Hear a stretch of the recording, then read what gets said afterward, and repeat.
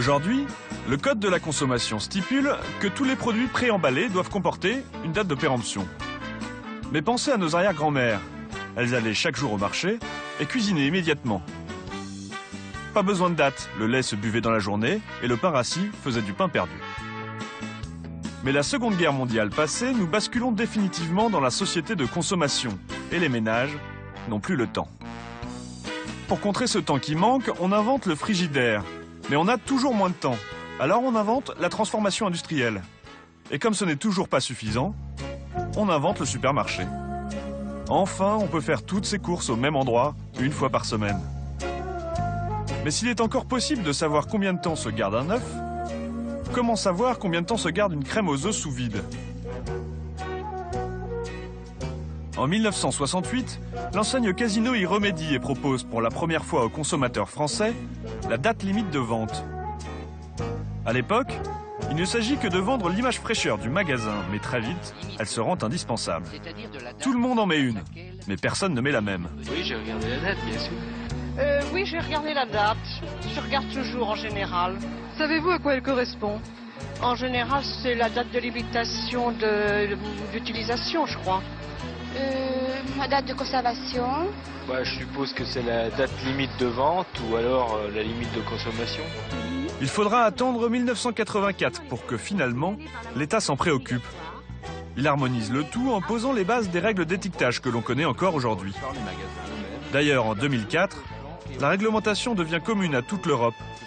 Mais a-t-elle pour autant rendu les choses plus compréhensibles?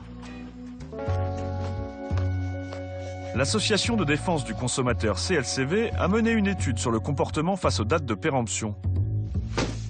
2500 personnes dont les habitudes de consommation ont été passées à la loupe. Les résultats sont éloquents.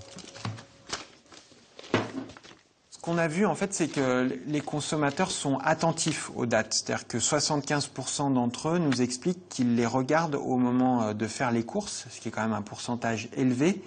Mais ce qu'on voit dans le même temps, c'est qu'ils ne savent pas forcément bien les interpréter. Donc le cas typique, c'est celui de la boîte de raviolis en conserve, qui est un produit non périssable. Et là, on constate que 47% des gens nous disent « Ah bien, moi, si je vois que la date est dépassée de 3 semaines, je jette la boîte de raviolis en conserve. » Parce que je pense qu'il y a un risque d'intoxication alimentaire.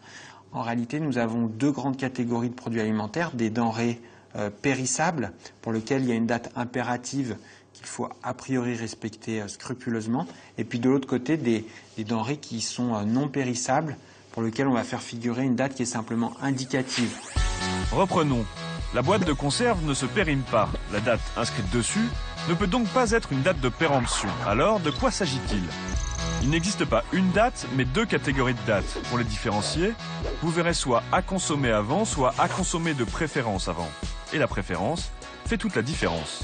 À consommer avant est une date impérative, on l'appelle DLC pour date limite de consommation. Sont concernés tous les produits qui présentent un danger immédiat pour la santé. Produits laitiers, viande et poissons frais, ou tout ce qui contient des œufs. De l'autre côté, dans les à consommer de préférence avant, nous retrouvons notre conserve de raviolis, tous les produits secs ou les surgelés. Ces produits sont stabilisés ou ne présentent pas de danger pour la santé, même très longtemps après la date. On l'appelle DALUO pour date limite d'utilisation optimale.